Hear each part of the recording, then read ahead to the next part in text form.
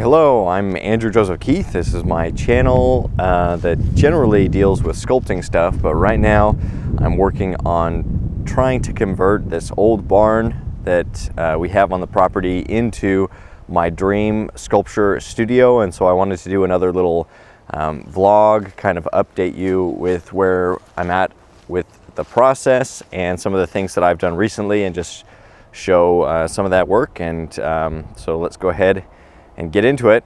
So this was an old horse barn, and some of the things that I'm still trying to figure out are getting power to the house. But I think right now what I have is a couple of extension cords, two 100-foot extension cords that go to another garage that has power. I think I need to buy an extension cord that's 150 feet, and that'll be the kind of the temporary solution.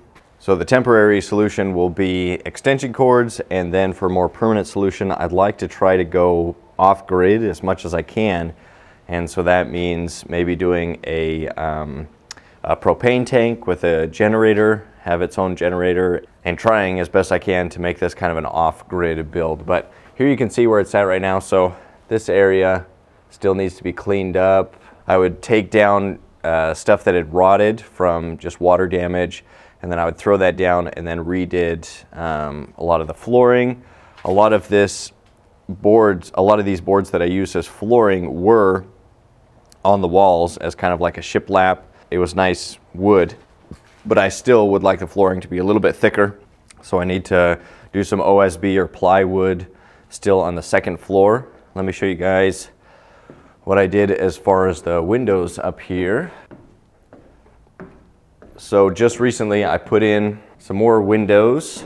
The neighbor donated some windows, so now there's 4 windows. Before it was just the door, but I stacked these windows on top of each other, and so now it's going to be letting in a lot more of this northern light, which is more consistent throughout the day. And so I have a little bit more light coming in.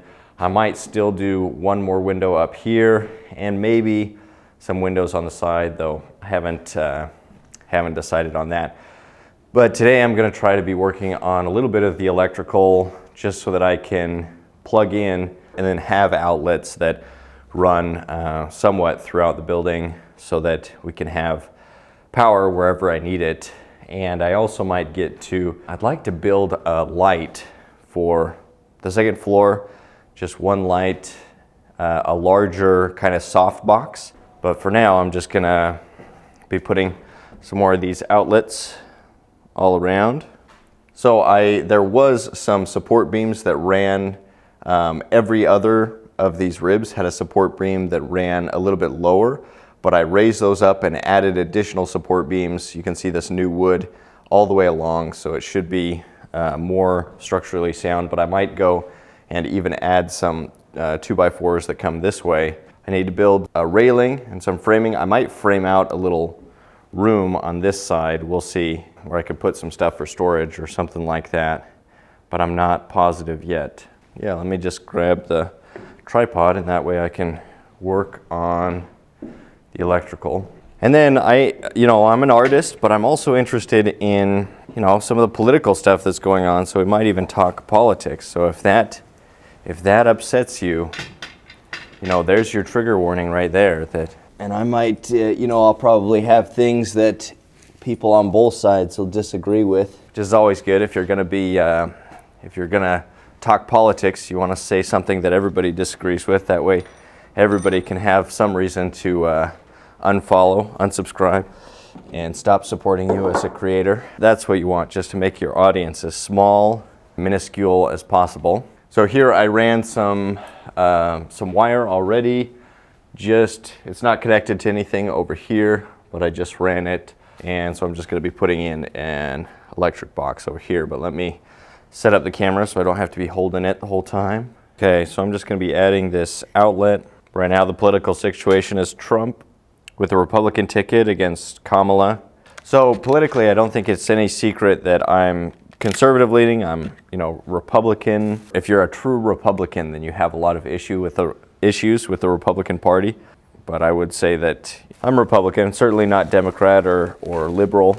I'm conservative, and I understand, I'm pretty solidly conservative. So most people, if you're a decent, well-adjusted human being, you don't have any really strong feelings about politics at all, because it's kind of, the people that are obsessed with politics are kind of annoying. And I'm in that category, the annoying category. One of my biggest things is I'm openly and solidly pro-life. So what does that mean? That means that I believe in the intrinsic value of human beings starting from conception. So as soon as a little son or daughter is alive, is growing inside of the pregnant mother, I believe that person, that son or daughter, should receive the same legal protections as anybody else outside the womb. And that means I'm against abortion. I'm against ending the life of that child. And there's always the argument, the extreme arguments that the other side will bring up. What about these extreme cases? And I'd say, it is always wrong to directly and intentionally kill an innocent human being. That's the pro-life position. They're innocent, they haven't done anything wrong, and so going in and directly trying to kill them is wrong. Now, there might be things where, let's say that the mother needs chemotherapy treatment, and one of the possible side effects of that chemo treatment is that it could end the life of the son or daughter in the womb. Now, I believe that should still be legal, because that's not the intent. You're not trying to kill the child, you're just trying to do a medical procedure to help the mother survive, and so that's not an abortion. An abortion is when you're trying to kill the child. That's why a failed abortion is when the child survives. So that's one of my biggest issues. I feel like it's very straightforward. It's very morally clear to me that it's always wrong to intend to kill an innocent human being. So that leaves me kind of politically homeless, in this election, because Trump, though he did put in place judges who were able to overturn Roe versus Wade, which took the abortion issue from the federal government, from Washington, D.C., and it basically said, okay, the states will be able to decide the abortion issue, and some states will go very pro-abortion and allow abortion all 9 months of pregnancy, and even remove protections for babies born alive after attempted abortions. You see that Tim Walz, he actually removed the language that would protect and require that medical providers care for babies once they're born alive in a failed abortion attempt. So now that language is removed, so they just have to give care, and that can mean just give them painkillers until the baby dies there on the table. And so there's that extreme, which is abortion through all 9 months of pregnancy. That's pretty much the Democrat platform, as far as I understand it, that there are no restrictions on abortion. And then, there's the other side, which I would prefer the country move in the direction of, no, we're going to protect every son or daughter in the womb from the very beginning, and so you can't go in and directly end their life. Maybe like 10 to 20% of the population in the U.S. that holds this strong pro-life position. Most people have a more liberal view that, abortion should be allowed during a certain time of the pregnancy, but once the son or daughter gets above a certain age of gestation, then it should be illegal. That's where most people are. I believe that the only logical line to draw is once the son or daughter exists. That is to say, once the woman is pregnant with her son or daughter, then we know what it is. It's her son or daughter. There's no ambiguity. Now, sometimes, it doesn't look like a baby at the very early stages. It doesn't look like a person, but it is. And we were all once that small. So that's, in my mind, the only logical position I can take. I just feel like any other position doesn't make sense. You're drawing basically an arbitrary line in the sand to say, oh, it's wrong to kill babies, it's wrong to kill sons and daughters in the womb at this stage, but it's okay at an earlier stage, a couple days before, then it's okay. And that just doesn't make sense to me morally and logically. It just either it's okay or it's not okay. That's why the left has gone all the way up until birth, because they say, well, if the baby is inside the mother, then it's dependent on the mother, and so the mother should be able to say whether that baby can live or die because the baby depends on the mother. Now, I think that dependence doesn't doesn't give the mother the right to execute her son or daughter. I think that mothers have a responsibility to protect their children instead of end their lives. So that's the pro-life position. So I think I've been pretty clear about that. Even if you disagree, hopefully you can understand that position. But during this election, something interesting has happened where Trump, after seeing that the strong pro-life position really has politically not done very well. I think that there are very few politicians that are willing to, as clearly as I've just described the pro-life position, there are very few politicians that will actually go out and say that and stand by the position. Something that I would love, and if I ever run for politics, this is something that I would ask if the abortion issue comes up. Usually, the politicians have a family, usually they have some kids. And so I would ask any politician that is pro-abortion, that is, they believe abortion should be legal, I would ask them directly, okay, you have 2 children, let's say. You have 2 children. When do you believe that it should have been legal for your wife to kill your children without your say-so, without your consent? During what stage of pregnancy should your wife have been able to kill your 2 children? The two children that are alive today, when should they have been able to be legally killed? I don't think I've ever heard a politician ask that question. You always hear the left talk about the extreme cases of sexual abuse. They rarely frame it the way that I just framed it, which is the reality of the situation. A son or daughter that exists in the womb, if you don't kill them, then eventually they're born, and then we recognize their humanity just like we would for any other child. But before this certain arbitrary stage, then it's okay to kill them. It just doesn't make sense to me. So that's a big issue for me. But Trump, seeing that politically it's one that has seen some losses. Even in supposedly red states, people don't seem to want to protect life in the womb. That's something that is unfortunate to see as somebody that's very pro-life. So Trump has basically said, okay, this issue is out of my hands. I would not sign a federal abortion ban. So he's come out and he said that, and then it seems like they just really don't want to talk about the issue. J.D. Vance, with his debate with Tim Walz, one of the weaker moments was the abortion issue, where he just kind of ran away from the issue, didn't really express the pro-life position, and so that was unfortunate to see. So as a pro-life Republican, I feel kind of disappointed. You'd like for the leaders of the Republican Party to be able to express the pro-life position. And this is at the same time where Melania Trump has come out in her book and basically is in full support of the pro-abortion position, that it's a woman's body, woman's choice, women should have the right to end the pregnancy, is what they would say, but it's actually ending the life of their son or daughter. So that's kind of, it's hard. It's hard as a pro-life person, somebody that's probably, for me, that's probably the biggest political issue, even more than all the craziness with inflation, which is out of control, with all the other craziness that's going on in the country, illegal immigration, which is making the country less safe. That's the biggest thing for me. All right, food's ready. I'm gonna go eat, take a little break, and then we'll come try to finish up some of this, and maybe I'll actually get to the point that I was trying to make, which is that the pro-life position, the Republican Party has stepped away from it a little bit, but the Democrats are actively persecuting and imprisoning pro-life demonstrators, people that have gone and protested or prayed in front of abortion centers. The Biden-Harris DOJ is imprisoning those people. So they are so pro-abortion that they want to put in prison even the people that stand in front of the door and say, hey, you don't have to kill your son or daughter. There's other options. There's adoption. There are other ways that you could go about this without ending the life of your child. Please consider some of those other options. Those people that do that, the Democrats, they want to imprison those people.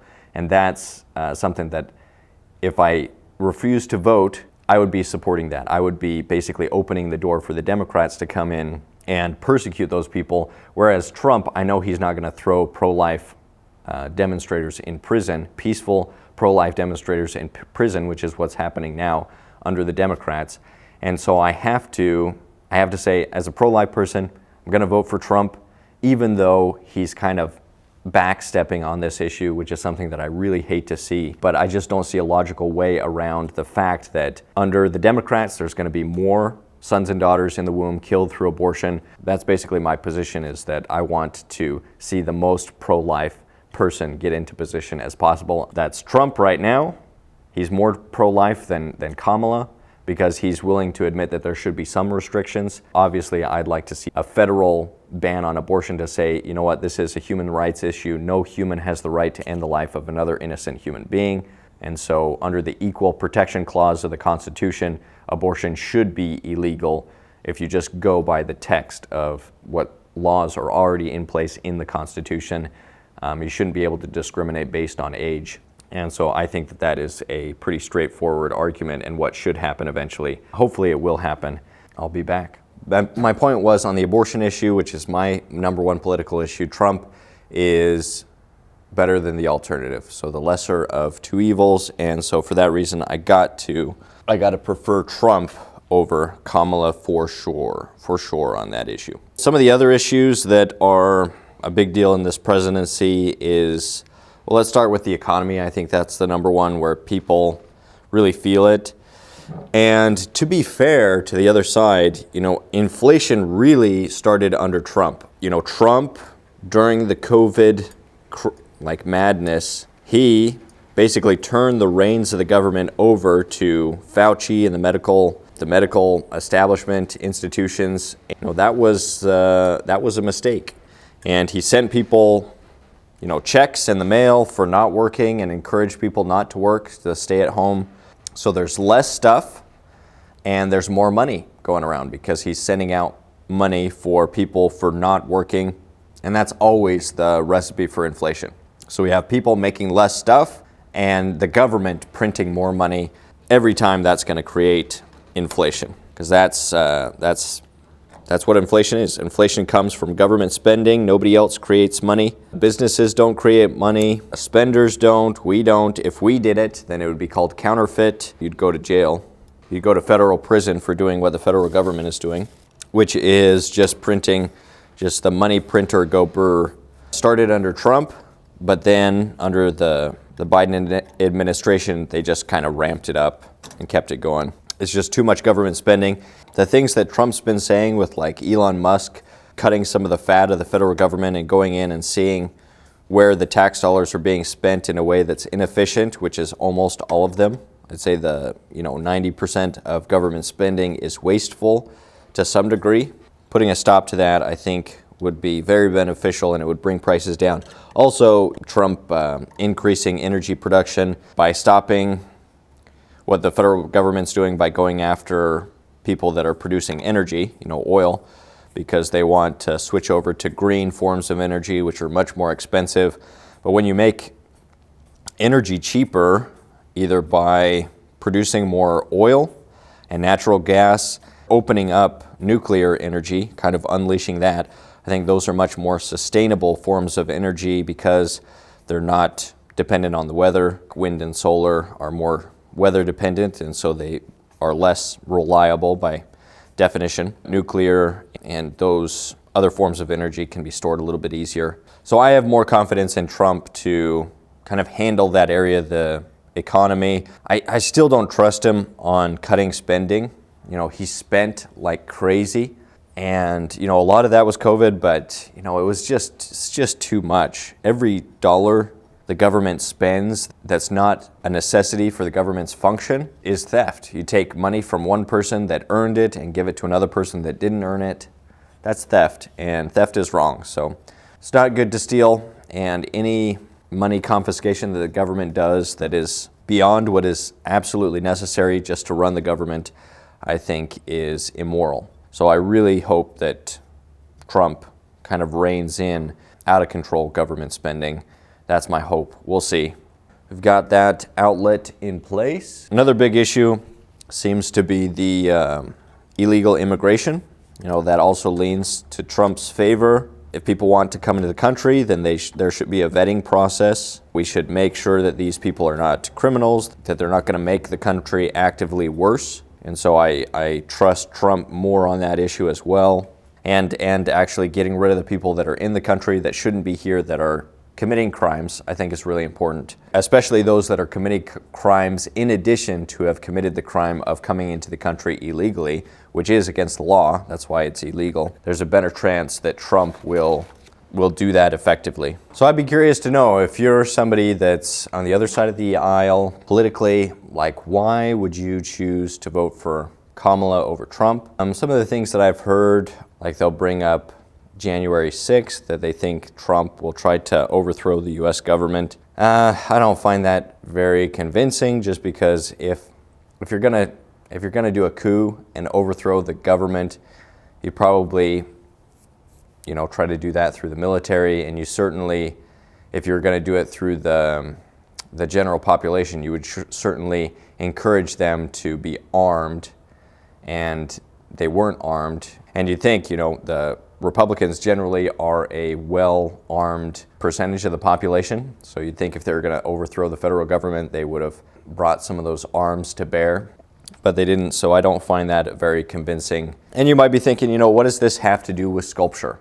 What does it have to do with being an artist? Well, that's a good question. That's a good question. Something Dave Ramsey points out, and I think he's right about, is that it matters more what happens in your house than what happens in the White House. So it matters more what you're doing right and wrong than what the government's doing. So I'd say be attentive to your own life and what you're doing good. Is your spending out of control? Because if it is, you might need to do something about that. Rein that in. Okay, I'm trying to figure this out, but I'm struggling. Okay, well, those are my thoughts for today. But I recognize that, it matters more what I'm working on. So that's why I'm trying to make things better, with my own house. Be the type of person where when you move in, things get better instead of worse. That's what I'm trying to do. And it's kind of tricky because, life, if you don't pay attention to things, if you just let things slide, then things get worse. It's work. It's hard work to make things better. Whether that's politically, the country, making things better, with a company, or individually in your own life, making things better is hard. Things getting worse, that just comes naturally. That's just the natural course of things, everything getting worse. And so to fight against that entropy is our task, as people that want to see things get better. Okay, I think that's going to be it for this video, this vlog session. Talked about some things, didn't expect it. Curious to know what your guys' thoughts are. If you like the video, hit the like button, subscribe to the channel. I'll be doing more art stuff, and hopefully a lot of really cool art-related content in this barn once it's ready. Still has ways to go. It's still definitely a work in progress, but little by little, it's getting there. So, all right, stay creative, stay productive. I'll see you in another video, hopefully sometime soon.